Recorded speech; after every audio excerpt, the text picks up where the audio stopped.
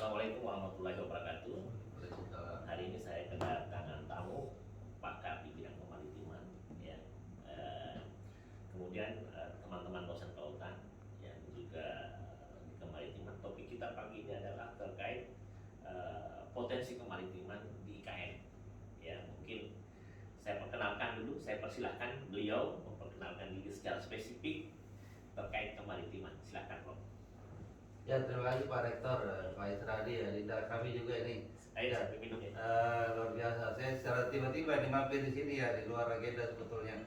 Tapi saya dikasih tahu minta mampir ya, saya tentunya sangat menghargai. Ya, ternyata di ruang Pak Rektor ini kita disediakan kopi dan alhamdulillah. Sebentar mau kesini mau makan Alhamdulillah biasa semua di sini. pagi-pagi gitu, dan pagi-pagi langsung diajak diskusi ya. Diskusi kemaritiman menarik ya. Jadi saya kesini sebetulnya kan dalam rangka menghadiri undangan di TK. Di TK untuk melakukan nanti sebagai salah satu narasumber bersama juga beliau Pak Rektor. Ini besok pagi FGD kemaritiman di TK ya, kira-kira begitu ya. Ya, potensi pengembangan kemaritiman terkait dengan pengembangan ibu kota. Sambil diperkenalkan diri barangkali Prof supaya. Oh iya, nama saya Wana Maruf ya. Ya. Wana Maruf itu peneliti ahli utama BRIN dulu BPT ya. Juga juga ketua bidang kemaritiman dan konstruksi lepas pantai Persatuan Insinyur Indonesia PII ya. Beliau juga salah satu pengurus PII pusat ya bersama saya. Ya, itu ya, kemudian juga staf pengajar di ITS ya. Dosen luar biasa sebetulnya statusnya ya, karena saya masih staf organiknya di BRIN gitu ya, tetapi sehari-hari ya tiap semester itu ya mengajar pasti di ITS ya. Begitu ya, kebetulan juga bicara kemaritiman ini memang anunya amat kompleks begitu ya. Pengembangan kawasan kota begitu ya, terutama di IKN harus kita warnai aspek kemaritimannya. Nah, karena contoh di Helsinki itu aku lihat itu pengembangan smart city, maritime smart city. Helsinki itu ya kemaritiman ya, berbasis kemaritiman. Nah, seharusnya itu bukan IKN aja, seluruh daerah. Sama saya juga di Sulsel itu, saya juga kebetulan anggota dewan anggota tim pengembangan kawasan percepatan industri kemaritiman di Sulawesi Selatan gitu ya. Hanya masih di tempat ini. Sulawesi Selatan betul. Ternyata di sana itu saya sudah di blok di Barlo begini, di Betakala begini, ternyata sudah dipatok semua dengan ya oleh KKP ada perdanya itu bahwa kawasan memang harus bebas dari industri. Loh, ini sekarang kalau lagi ini kerjanya dari Kementerian Kepala Dinas Perindustrian enggak jalan, enggak tersinkronisasi dengan dinas lain. Ya, kemarin saya ketemu dengan Profesor Sarif, kebetulan mantan KKP, dibilang itu atau anunya Perda bukan KKP. Nah, tapi intinya begini, bahwa kesalahan besar atau tanda petik mungkin bukan kesalahan lah, kealpaan besar bagi daerah itu, terutama yang berada di pesisir itu tidak mengembangkan potensi berbasis kemaritiman gitu Pak Rektor, Pak Estradi. Pemikiran saya mungkin mudah-mudahan sama pemikirannya. Laut kita itu 70% gitu kan. Mengapa itu pembangunan harus berpikir sama darat gitu kan. Padahal potensi laut ini kita harus integrasikan gitu kan. Belum lagi pengembangan ke kota itu nggak boleh sendiri di kota itu harus terintegrasi semua daerah di wilayah itu ya. Jadi kalau kita melihat pengembangan kawasan itu sekarang ya, di luar negeri sudah berlanjut cluster gitu ya.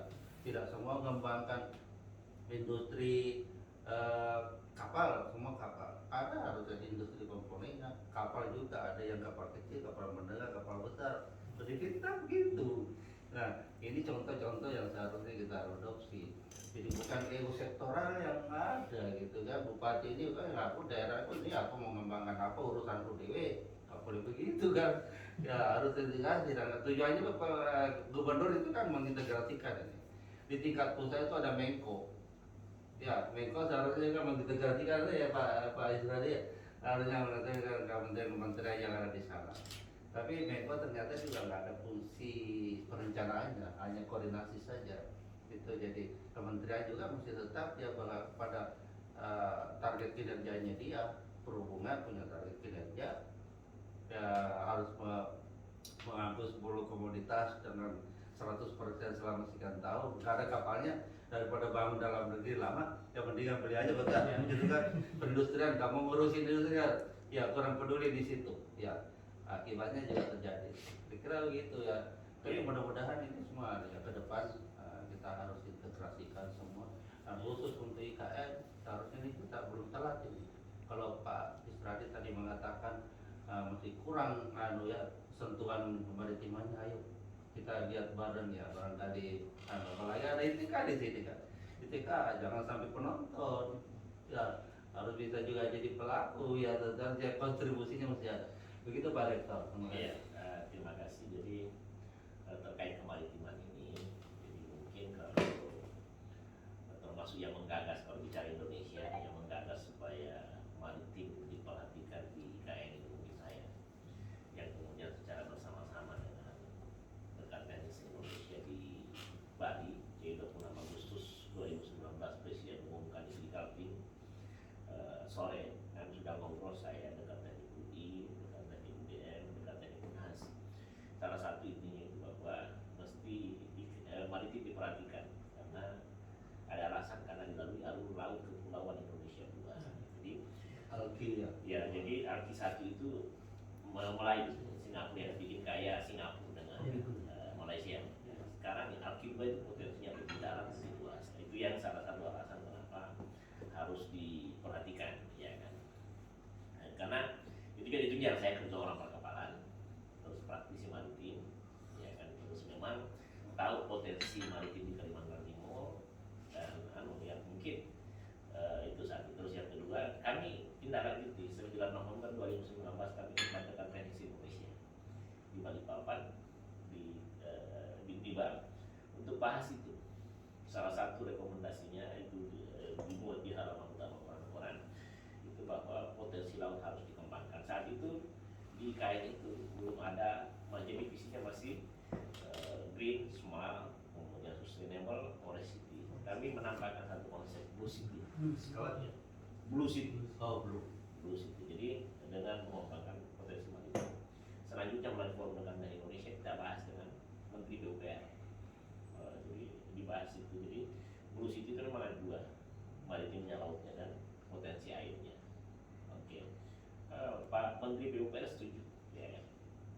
Nah, terus di saat itu juga itu belum, IKN itu masih 256 hektar belum masuk lautnya. Laut itu masuk di 2022. Ya, udah datanya Di 2022. Nah, yang kami ingin lakukan sebenarnya ingin menegaskan, karena kita kan negara maritim. Terus kita ini kalau Alki 2 dikembangkan itu bisa jadi poros maritim dunia. Potensi bisnis besar, bisa besar. Singapura itu bisa dapatkan keuntungan triliunan dari potensi maritim Alki 1. Nah, kalau misalnya Alki 1 itu tidak ada potensi dari kita, maka Alki 2 yang harus dikembangkan. Itu alasannya kenapa kita harus ada maritim. Terus yang kedua, karena memang di sekitar Kalimantan Timur ini salah satu potensi maritim terbesar Indonesia. Ya, dulu itu kan dengan kebetulan Sofio juga kan, kita betul sepanjang Sungai Mahakam itu kapal, banyak kapal kita dibuat di sini, dikirim ke Singapura, kemudian dijadikan made in Singapura. Ya kan. Nah, terus di sini juga kalau mungkin kaget kalau misalnya ada sewa kapal sampai 300 juta, 500 juta per hari, ya kan, yang kita supply. Nah, kalau saya masih bersikuku. Kalau kita kan kenapa bersikuku, kan kita backgroundnya maritim, bukan misalnya baru kemarin baru belajar. Ya orang Pak Penas kalau baru kemarin tidak valid. Ya kan tadi saya jadi inilah makanya kita ngumpul, ada kelautan, ada kita besok misalnya menguatkan bahwa itu memang punya potensi maritim, bahwa merekomendasikan bahwa kalau Singapura itu kekayaannya bisa dari pelabuhan internasional, ya. Terus dengan itu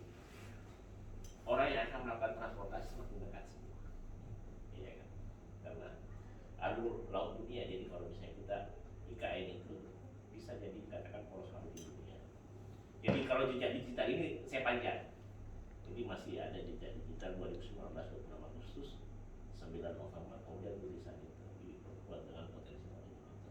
Nah sekarang ada Probuana, ada teman-teman kelautan ini kita kaji menjadi follow up dan yakinkan kita terbaik, ya kan?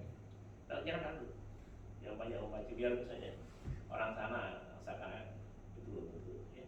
Karena kita tahu potensi di sini. Ini anu besok jadi jangan sekedar pertemuan, tapi harus ada hasil yang optimal. Jadi beliau ini adalah ketua bidang kemaritiman PI, saya ketua penjamin mutu. Nah ini sekedar penyampaian Prof. Ini belum ditetapkan IKN di sini, masih di Kalimantan secara keseluruhan, belum Kalimantan Timur. Saya lah sebagai rekan teknis dan ketua PIKT yang menyatakan ini sangat baik di sini. Alhamdulillah. Jadi itu aja barangkali saya sampaikan. Ada komentar barangkali terkait, mungkin ada harapan terkait besok. Iya, penting ini ya. Jadi jangan barangkali terkait masalah. Dasar-dasar muda. Silakan. Biasanya susu inovasinya, pimpinannya besar.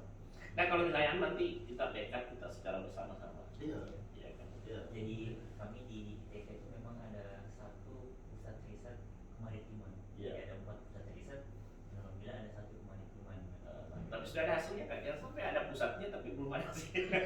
Nah, Kan yang utama itu output gitu. ya, jadi selama ini memang kita isunya isu lokal, tapi belum mencakup IKN.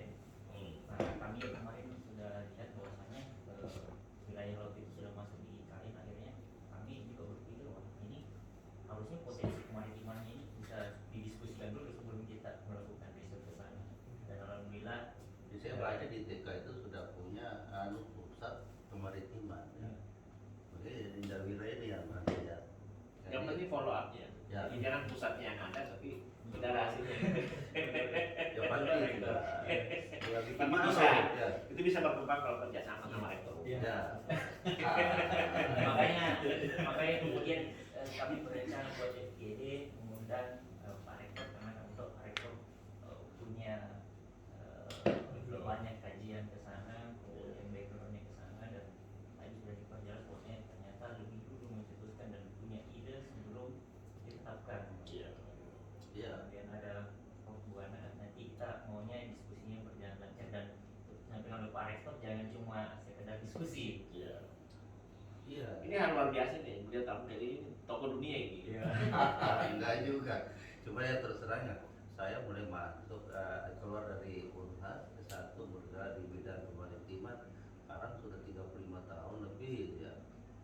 Karena kalau Indonesia nggak maju-maju di sektor kemaritiman. Iya. Aku jadi sedih gitu kan. Nah, harus kita ya. Jadi kan itu intinya sekarang IKN itu poros maritim dunia. Ya. Tol laut itu jadi sekarang juga ada yang akan dibikin itu sama dengan kalau kita nyebrang, saya juga pernah nyebrang pakai itu tunnel bawah laut kita akan dibikin di sini. Di mana tunnel Madrid? Sudah terdapat di papan dengan IKN. Oh iya. Nah, kalau kita kan dari Norwegia ke Swedia, Iya. Norwegia itu kan kita ada tunnel, jadi kalau kita lari itu kelihatan kayak dia lewat bawah laut gitu. Ya. Itu yang akan dibangun di IKN dan itu sudah dalam proses persiapan tender.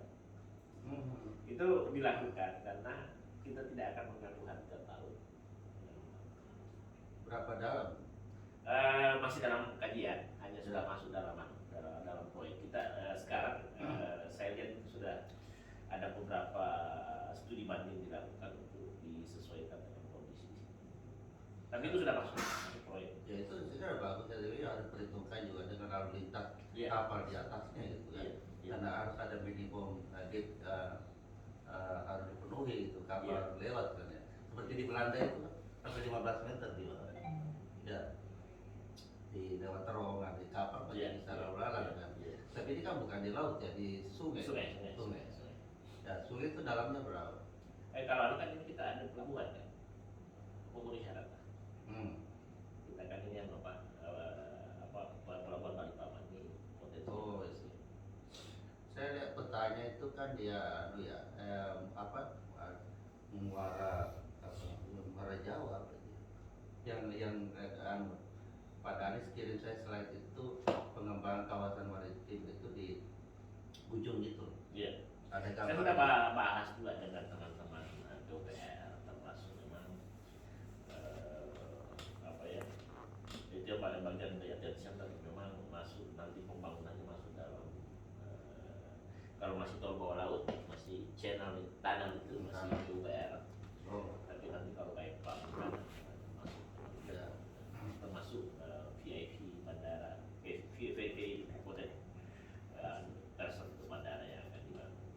Saya chat Pak Anu dari tanya karena slide yang dikirim itu kan tidak mengatakan apa yang mau dikembangkan di sektor Belum, bidang kemaritiman, belum ada. Belum, Saya karena- nanya itu nggak di- Karena pertama ini sudah terbuka, saya meyakini wawasan kemaritiman Indonesia kurang. Iya. Itu yang harus dipahami. Kurang makanya kalau kita tidak tampil ke depan tidak bisa. Iya, kita jangan saling Dan memang menonton. kan sekarang kan Nah, tahapannya begini, tahapan pertama itu kan yang akan dibangun ini sekarang infrastruktur dasar masih, jadi sampai 2024 itu masih istana, rumah menteri, ASN, terus jalan-jalan, tol, jembatan. Jadi itu memang masuk the next year. Jadi kita akan 2020 kan pada 2020 sampai 2045. 45. Iya, jadi 100 tahun Indonesia merdeka. Dan ini kota yang akan dibangun bukan kota seperti bukan Jakarta benchmarknya Tokyo, Canberra, jadi kemudian super smart gitu dia jadi dia tidak akan dibangun biasa-biasa. Rencana juga bangunan tidak ada yang lebih 8 tingkat. Ya, terus misalnya kalau perbandingan yang akan dikembangkan itu keep sekitar 6.000 hektar. Nah kalau kita bandingkan dengan Jakarta 5.000 hektar, ini masih luas sekali. Kita 70% hutan. Ya. Jadi kemarin saya ketemu si Barang yang kebetulan pemenang. Ya kan konsepnya negara lima nusa. Nah di 2020 itu saya sudah ngomong kita cocok negara lima nusa, harus negara lima nusantara. Karena nusa itu antara itu maritim laut. Jadi ada Blue City, negara lima nusantara, dan penguatan itu karena Kalimantan Timur itu salah satu kejayaan yang paling sangat banyak potensi ya. Mungkin kalau di tempat lain, kalau di sini itu kayak misalnya jadi bikin kapal kemarin itu zaman itu di pinggir laut itu semuanya sudah yang takut tongkang ya. udah LCD udah banyak sekali hampir setiap saat kan. Iya. Nah ini yang saya maksud karena kalau mau bicara uang besar ini maritim. Oke, ini untuk sementara sambil ngomong-ngomong